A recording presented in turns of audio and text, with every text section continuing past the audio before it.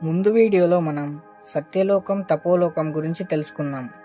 ఇప్పుడు ఇంకొక అద్భుత లోకమైన జనలోకం గురించి తెలుసుకుందాం. ఈ జనలోకం మహర్లోకానికి పైన తపోలోకానికి కింద ఉంటుంది. ఈ జనలోకంలో సనత్ కుమార్లు నివసిస్తారు. వారి పేర్లు సనక్, సనందన్, సనాతన్ మరియు సనత్. వీరి వయసు ఎప్పుడూ 5 ఏళ్ల బాలుడిలాగానే ఉంటుంది. వీరి వయసు అనేది పెరగదు.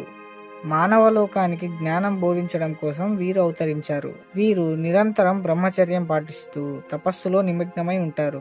ఒకానొక సందర్భంలో వీరు శ్రీ మహావిష్ణువును దర్శించుకోవాలని వైకుంఠానికి వెళ్ళినప్పుడు ద్వారపాలకులైన జయ విజయులు వారిని అడ్డుకున్నారు.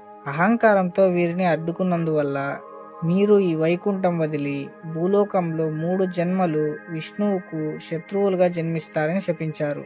ఆ శాపం కారణంగానే జయ విజయులు హిరణ్యాక్షుడిగాను, రావణాసురుడిగాను, రాక్షసరాజులుగా జన్మించారు. సత్యలోకం తపోలోకం తర్వాత మీరు చూసిన ఈ అద్భుతమైన జనలోకం గురించి మీకెలా అనిపించిందో కామెంట్ చేయండి. తరువాతి వీడియోలో మనం మహర్లోకం గురించి తెలుసుకుందాం.